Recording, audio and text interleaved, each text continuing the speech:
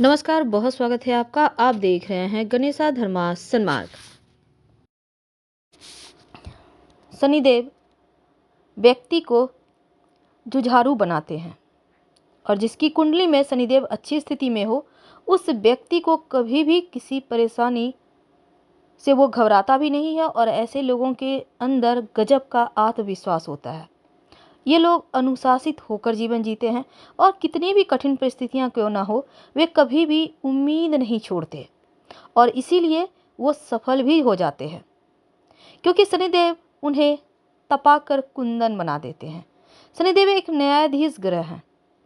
तो आज हम शनिदेव का ये जो महापरिवर्तन हो रहा है 17 जनवरी को, ये महापरिवर्तन आपकी लाइफ में क्या कुछ बड़ा बदलाव लेकर आने वाला है, यही बताएंगे। क्योंकि शनिदेव जिस व्यक्ति पर प्रसन्न हो जाए उसे रंक से राजा बना देते हैं, लेकिन शनिदेव कभी कभी जल्दी जल्दी काम नहीं करते, क्योंकि मंद मंद गति से चलते हैं। मंद मंद चलती इति शनिश्चर के अनुसार शनिदेव मंद गति से चलने वाले ग्रह है और यही कारण है कि एक राशि में 2.5 साल रहते हैं, तो कुंभ में भी वो 2.5 साल रहने वाले हैं। तो इसके बाद वो परिवर्तन करेंगे, लेकिन जब तक वो कुंभ में है, क्योंकि शनिदेव एक कर्म प्रधान ग्रह है और न्याय के देव हैं, तो देखिए पूरे 30 साल के बाद वो कुंभ में आ रहे हैं। और साथ ही कुंभ राशि प्रबल राशि है शनिदेव की, क्योंकि मूल त्रिकोण राशि होने के कारण कुंभ राशि में गोचर करना बहुत ज़्यादा इम्पोर्टेंट हो जाता है। इसका प्रभाव न सिर्फ व्यक्ति पर बल्कि दुनिया भर पर पड़ने वाला है। तो जाने अनजाने उनसे आप भयभीत तो हो ही रहे होंगे, पर घबराइए मत। आज हम आपको पॉजिटिव राशिफल बताएंगे कि अच्छा क्या होगा, ये भी बताएंगे कि बुरा क्या होगा, लेकिन आपको पॉजिटिव तरीके से। तो शनिदेव का गोचर जो होता है ये 4 पायों पे होता है। शनि ग्रह का गोचर बहुत ज़्यादा प्रभावशाली तो होता है, लेकिन समय और स्थिति को देखकर आप ये पता लगा सकते हैं कि शनि का पाया और शनि का पाद कौन सा है। इसी आधार पर आपके ऊपर इसका प्रभाव रहता है, फल भी देते हैं। तो किस राशि में प्रवेश कर रहे हो, उस समय चंद्रमा पहले 6, 11वें भाव में हो तो स्वर्णपाद कहलाता है, दूसरे 5वें 9वें भाव में हो तो रजतपाद कहलाता है, तीसरे 7वें 10वें भाव में हो तो ताम्रपाद कहलाता है, और चौथे 8वें और 12वें भाव में हो तो शनि का पाया लौहपाद कहलाता है। तो सोना का पाया होने से व्यक्ति के जीवन में संघर्ष देते हैं, क्योंकि ये सही नहीं है, मानसिक तनाव बढ़ा देते हैं। लेकिन आज हम जैसे कि एक सिंपल तरीके से जानकारी दे दें, जैसे कि चांदी का पाया हो तो शुभ फल की प्राप्ति होती है, व्यक्ति धन खूब प्राप्त करता है, पद प्रतिष्ठा बढ़ती है, जीवन में पदोन्नति होती है, भूमि भवन मकान वाहन की प्राप्ति होती है। और तांबा या ताम्रपाद हो तो ऐसे लोगों को व्यवसाय नौकरी में उन्नति करता है। इनका बड़े बड़े लोगों के बीच में उठना बैठना होता है, विद्या की प्राप्ति, विवाह होना, वैवाहिक सुख बढ़ना, सुख सुविधाओं का भोग करना, लंबी दूरी की यात्रा का सुख मिलना जैसी चीज़ें होती है। लेकिन जो लौहपात होता है वो अशुभ माना जाता है, जो स्वास्थ्य की मुश्किलें बढ़ाता है, चोट चपेट दुर्घटना देता है। तो ताम्रपात जो होता है, तांबे का पाया, वो सबसे शुभ फल देने वाला माना गया है, क्योंकि इस समय में ही व्यक्ति ज़्यादा उन्नति करता है नौकरी व्यापार में और व्यक्ति सुख के साधन प्राप्त करता है। तो ये तो थी एक सिंपल तरीके से, लेकिन आपके ऊपर चांदी का पाया होगा और इसके परिणाम स्वरूप क्या होगा, आपको जितना आप मेहनत करेंगे उससे कहीं ज़्यादा आपको फल मिलेंगे।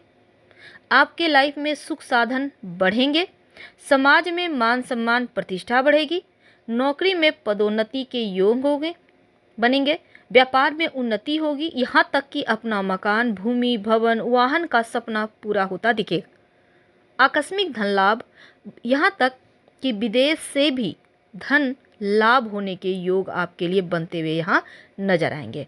तो 7.5 शुरू हो रही है, इतने सारे प्रभाव। देखिए अमूमन होता क्या है कि जो शनि देव की 7.5 का उदय चरण होता है, जिसको हम आरंभिक दौर कहते हैं, तो शनि चंद्र राशि से 12वें भाव में स्थित होते हैं, यानी कि आपके जो अभी कुंभ राशि में बैठे हैं, ठीक ये 7.5 यहाँ से शुरू हो रहा है। तो इस पीरियड में छुपे हुए शत्रुओं से नुकसान होता है, लेकिन रजत पाया है तो यहाँ पर आपको धन तो आ रहा है, लेकिन शत्रुओं से बच के भी रहना होगा। धन के मामलों में किसी पर भरोसा ना करें।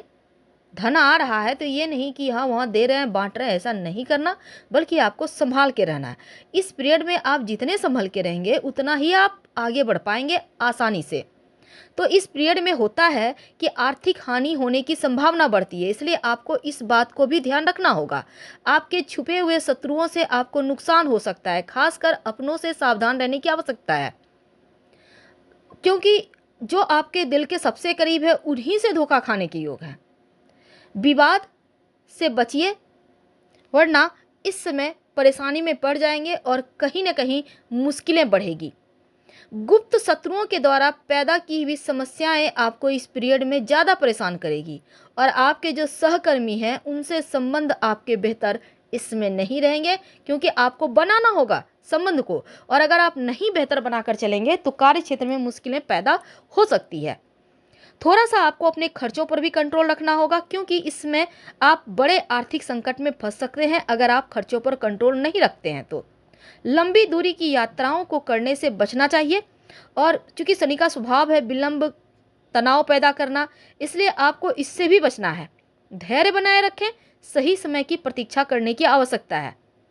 सीखने का समझें और कड़ी मेहनत करें, यानी कि आप ये सोचेंगे कि भाग्य के भरोसे अब चांदी के पाया पे है तो मिल जाएगा, नहीं, मेहनत तो करना होगा। और किसी भी तरह का कोई भी खतरा आपको मोल नहीं लेना, चाहे वो आप व्यवसायी हों या नौकरी करते हों। कोई भी चुनौती, ये नहीं कि चलो देख लेते हैं क्या होगा, ऐसा बिल्कुल भी नहीं करना, वरना फिर आप मुश्किल में पड़ जाएंगे। तो चीज़ों को हल्के में ना लें, बल्कि इनको समझकर आगे बढ़ें। तो साढ़े साथी का पहला चरण शुरू हो चुका है, और आपके 11वें 12वें भाव के स्वामी हैं और आपके 12वें भाव में गोचर कर रहे हैं। ऐसे में अगर आप खुद का व्यवसाय कर रहे हैं तो अब थोड़े खर्चे बढ़ेंगे, साथ ही लाभ होंगे, लेकिन थोड़ा सा संभल के।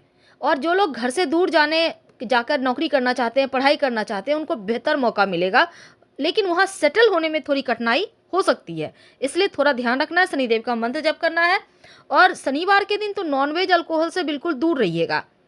अगर आप प्रेम संबंधों में हैं तो ये समय आपके लिए बहुत अनुकूल नहीं दिखता, क्योंकि इस समय रिश्तों को संभाल कर रखना होगा, नहीं तो ब्रेकअप हो सकता है। जल्दबाजी में कोई फैसला लेना नहीं, वरना बाद में पछतावा होगा। जो विद्यार्थी हैं, छोटी मोटी समस्याएं आएंगी, थोड़ा सा आपको अपने स्वास्थ्य का भी ख्याल रखना है और मानसिक तनाव से भी बचना है। इसलिए दिन की शुरुआत योगा एक्सरसाइज से करें। थोड़ा सा रिश्तों का ध्यान रखें, खासकर माता पिता के साथ संबंधों का ध्यान रखें, उनके स्वास्थ्य का ध्यान रखें, यहाँ तक कि जो जीवन साथी के साथ भी रिश्तों को संभाल कर रखिए, क्योंकि इस पीरियड में कहीं ना कहीं रिश्तों में थोड़ी सी दूरियां या मिसअंडरस्टैंडिंग होने की संभावना बनती भी दिखेगी। तो ऐसे में आपको रिश्तों को संभाल के रखने की आवश्यकता है इस पीरियड में। तो अब यहाँ पर मीन वालों आपके द्वादश भाव में आ रहे हैं, तो ऐसे में स्वास्थ्य का भी ख्याल रखना है। खासकर आपको अपने पैरों के दर्द की शिकायत आपको हो सकती है, एड़ियों में दर्द हो सकता है, या पैर में किसी तरह का चोट ना लग जाए, मोच ना लग जाए, गिर ना जाए, इसका भी ख्याल रखिएगा। संभल के रहना है। और आँखों से जो आँखों की परेशानी होती है, जैसे आँखों में दर्द है, रोशनी की कमी होना, आँखों से पानी बहना, ये साढ़े साथी के प्रथम चरण के ये आपके ऊपर इसके साइड इफ़ेक्ट है, तो इसका ख्याल रखना है। थोड़ा सा आलस्य बढ़ेगा, थोड़ा नींद आएगा, ऐसे में अपने काम पर फोकस बनाए रखें। अगर आप विदेश जाना चाहते हैं, विदेश से कारोबारी करते हैं, आपके लिए बहुत अच्छा वक्त है, लेकिन स्वास्थ्य का भी ख्याल रखना है, क्योंकि स्वास्थ्य के ऊपर थोड़ा खर्चा होगा, और यहाँ तक कि किसी अपने के स्वास्थ्य पर भी थोड़ा खर्चा करना पड़ सकता है।